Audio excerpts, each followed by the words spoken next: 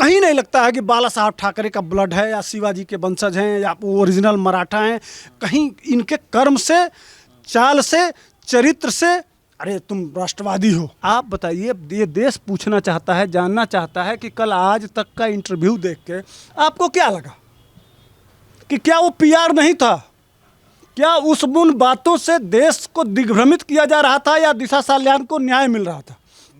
महिमा, हाँ, ये जानबूझ के किया जा रहा है शुक्ला जी। इसलिए किया जा रहा है कि सच्चाई खुल के सामने ना आए कि माल मिला है, नोट का खेल है, 500-700 करोड़ मिला है ना। ये तो उसी वही काम करते हैं ना। आम लोगों का, आप लोग ना, हम लोगों जैसे फालतू लोगों का आके इंटरव्यू लेते हैं, माने छोटे लोगों का। ये आते हैं, कभी पूछते हैं क्या हम लोग अच्छी बात नहीं बोलते हैं? क्यों नहीं लेते हैं? इनको माल वाला आदमी चाहिए, पैसे वाला आदमी चाहिए। तो हम तो पैसा देंगे नहीं आपको, हम पैसा तो देते नहीं हैं, ठीक। और वो हैं तो उद्धव ठाकरे के पास माल है ना, 50,000 करोड़ का मुंबई म्यूनिसिपल कॉरपोरेशन का है, पूरे महाराष्ट्र का है, पूरा बॉलीवुड से पैसा आ रहा है। सब पैसा लेना है तो माल का खेल है, तो स्क्रिप्टेड है, स्क्रिप्टेड है।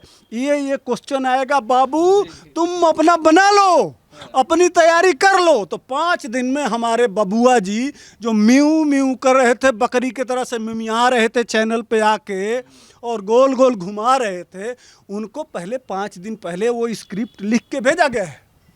तब वो उनको नीचे बताया भी गया है कि ये बोलना है, और वही आके वो बोले हैं। लेकिन मैं आज तक से पूछना चाहता हूँ, चलो एक दूसरा दोगला भी तैयार हो गया।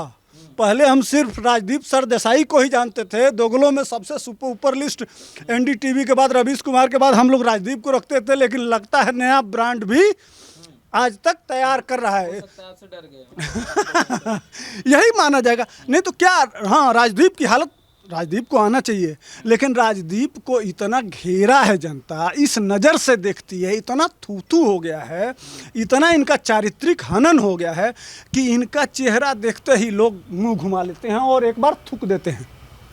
अरे कुछ लोग तो 5 बार थूकते हैं, कुछ लोग 7 बार थूकते हैं। इनका नाम अगर सुबह ले लीजिए तो दिन भर अन्न नहीं आएगा। एक हमारे वहाँ दरोगा जी थी, वो सुबह सुबह पता नहीं टीवी पे खोल के देख रहे थे, टीवी खोले तब तक राजदीप का चेहरा आ गया। तो बाहर बैठ के दही चूरा मंगा के सोचे कि सुबह नाश्ता करके अपने ड्यूटी पे जाऊं, तो कुत्ता आके हक दिया। इतने गंदे लोग हैं ये रवीश कुमार, और इनका यही चरित्र है। इनको सुबह अगर नाम ले लीजिए ना तो सुबह खाना नहीं मिलेगा। ये इतने बड़े पत्रकार हैं। बनाओ आज तक वालों, तुम्हारा भी नया ब्रांड खोल रहे हो, नए नए राजदीप पैदा करो। ये इसी तरह से पीआर एजेंसी या न्याय नहीं देना है, सच्चाई के साथ नहीं खड़ा होना। पीआर बन चुका बिल्कुल ये न्यूज़ चैनल होता तो अब तक फिर लड़ाई लड़ता राजपूत का, दिशा साल्यान का, अर्णव गोस्वामी की तरह से यह आईना दिखाते, बताते कितना बढ़िया चल रहा था। जब तक बिहार से लेकर जो डीजीपी का मामला था और जिस तरह से सीबीआई जांच हुआ, लोगों को विश्वास हो गया कि हाँ अब जो है भारत सरकार और सुप्रीम कोर्ट और सारी संस्थाएं मिलकर न्याय मिलेगा। दिशा साल्यान से लेकर राजपूत जो भी घटनाएं घटी हैं सब में न्याय मिलेगा। लेकिन क्या हुआ? यह मीडिया वाले जानबूझ के देश को असली सच्चाई बताना नहीं चाहते। जितने दोगले हैं, पैसा वाले हैं, जो कमीशन खोर हैं, उनको बुला के बिठा के और वही दिखाते हैं। कहते तो हैं कभी कभी, मैंने यह है कि जैसे अंजना कश्यप वगैरह या सरदाना वगैरह, कुछ लोग राष्ट्रवादी सोच के कभी कभी बहुत साफ दिखाते हैं, लेकिन इनके पीछे जो इनका मालिक है ना पुरी, वो सबसे बड़ा दोगला है, सबसे बड़ा कम्युनिस्ट है। ये वो उसकी बेटी, और वो असली स्क्रिप्ट तो जो बड़े लोग हैं वही लिखते हैं ना। तो ये इनको तो बताया जाता है, मसाला दिया जाता है, विषय दिया जाता है कि इन विषयों पर ही रहना है। तो ये बुलाए हैं महाराष्ट्र से उद्धव ठाकरे के बेटे को, आदित्य ठाकरे को, कि ये तुमको बोलना है, ये इस तरह से अब उसको महिमा मंडित करना है किसी तरह से। अब 1 साल हो गया, 1 साल में माल लेके और ये दिखाना है, बस यही था, बाकी कुछ नहीं था। इंटरव्यू में कुछ नहीं बोल पाता, मगर अपने पोस्टों के माध्यम से जैसे पोस्ट किए गए कि ईडी और सीबीआई को कुत्ता दिखा दिया जाता है जब अपने पे जांच आती है। अच्छा, तुम्हारा ये संजय राउत क्या है, किस तरह से बोलता है? कंगना रनौत को क्या बोला था? वो शब्द कहते हुए एक भारतीय नारी को जो शब्द कहा गया और जिस तरह से बोला गया, वह कहते हुए वो उसको क्या कहेंगे? उसको कुत्ता कहेंगे या क्या कहेंगे? तुम अपने गिरेबान में पहले अपने झांक के देख लो कि तुम्हारा वो संजय राउत जो करता है और जो कहता है और जिस तरह का चरित्र है। अरे मैं बताया ना कि उद्धव ठाकरे का ही जो बयान आ रहा है, जो अयोध्या में क्यों वो मंदिर का शिलान्यास कर रहे हो, कोरोना मंदिर में घंटा बजाने से नहीं जाएगा, ये कहाँ ले जाना चाहते हो, क्या बताना चाहते हो, क्या सिखाना चाहते हो, क्या जताना चाहते हो? ये महाराष्ट्र के लोग अंधे हो, माने ये महाराष्ट्र सरकार अंधी हो गई है। इसको पता नहीं कहाँ से, हमको लगता है क्या बात हुई है, कहीं ना कहीं विदेशी फंडिंग जरूर है, या क्या मामला है, कौन क्या समझाया। मगर आदित्य ठाकरे ये नहीं कह रहे, आदित्य ठाकरे ये कह रहे हैं जो महाराष्ट्र में बवाल है, चाहे दिशा वाला मामला हो चाहे सुशांत वाला, सब भाजपा करा रही है, सब भाजपा का करा। अच्छा, सुशांत को भाजपा ने जाके मार दिया या आत्महत्या के लिए उकसा दिया? माने देश जाने, समझिए ये क्या कहना चाहते हैं, कितने बुद्धिमान हैं और कितने महान हैं कि दिल्ली से जाके भाजपा वहाँ अरे सुशांत के साथ कौन खड़ा है? सारे भाजपाई नेता खड़े हैं उसके न्याय के लिए, तो न्याय दे दो ना अगर भाजपा चाहती है तो। नहीं, वो कह रहे षड्यंत्र रचा जा रहा है। षड्यंत्र रचा जा रहा है तो तुमको जांच करा के निकाल देना चाहिए, नहीं षड्यंत्र है, दिखाओ औकात है।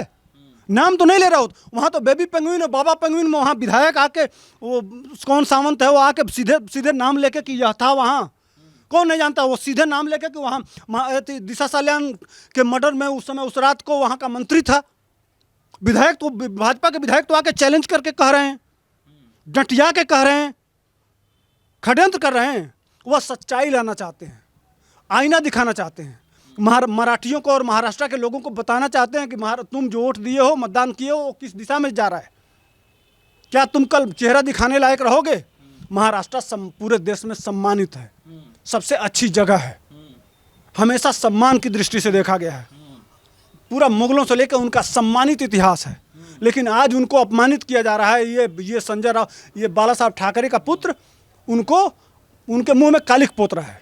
ये बिन बेशर्मों को समझ में नहीं आ रहा। भाजपा ने अभी रोके हुए हैं कम से कम महाराष्ट्र के सम्मान को, महाराष्ट्र के इज्जत को, महाराष्ट्र के जो ज्ञान है, जो दर्शन है, जो सिद्धांत है, उसको भाजपा के वजह से वहाँ रुका हुआ है। उसमें संघ की बहुत बड़ी भूमिका है कि कम से कम बदनाम नहीं तो सबसे ज़्यादा आतंकवादी घटनाएं कहाँ हुई हैं बताइए? यही 26/11 बीता है। एक कम से कम कुछ आवाज़ निकाल दिए होते पाकिस्तान के खिलाफ, या जो आतंकवादी आए थे उनके खिलाफ बोल दिए होते। वहाँ बैठ के कैंडल जला के रो रहे थे वहाँ के मुख्यमंत्री, मुंह से आवाज़ नहीं निकल रहा था।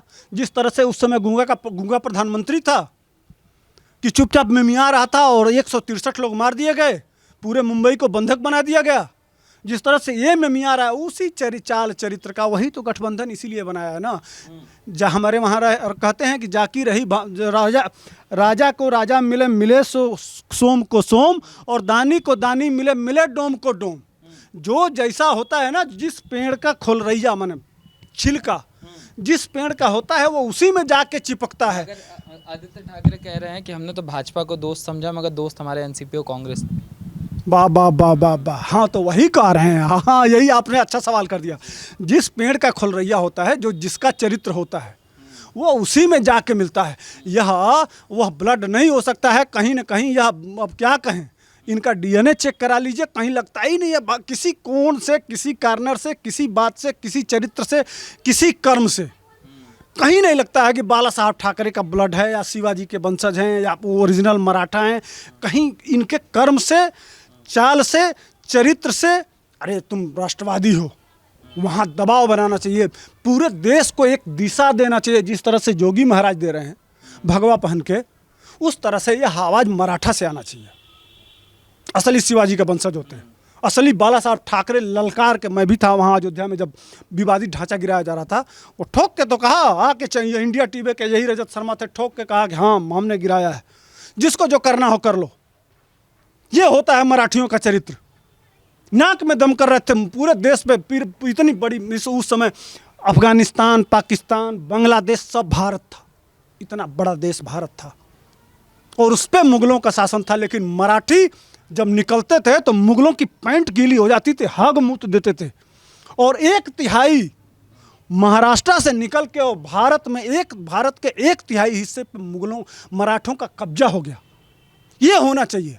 इस तरह का वहाँ से दिशा निर्देश, इस तरह से संघ वहाँ से अपने आप को संगठन बनाया। हाँ, राजनीतिक संगठन नहीं है, लेकिन पूरे देश में हिंदुत्व का जो झंडा लहराया, उस तरह से वहाँ से मराठा के मुख्यमंत्री और वो उद्धव ठाकरे और उद्धव ठाकरे का बेटा, ऐसा चरित्र होना चाहिए कि वहाँ से आवाज़ आता, हम भी सीना चौड़ा करते, हमारा प्रधानमंत्री गौरवान्वित होता, हमारा गृह मंत्री गौरवान्वित होता। तुम जवाब देते कश्मीर को, तुम जवाब देते इन जिहादियों को, तुम जवाब देते आतंकवादियों को, तब लगता कि हाँ कोई मराठा बोल रहा है हमारे एक कोने से, वो आवाज़ आनी चाहिए। लेकिन इस देश को वो आवाज़ नहीं मिल रही है।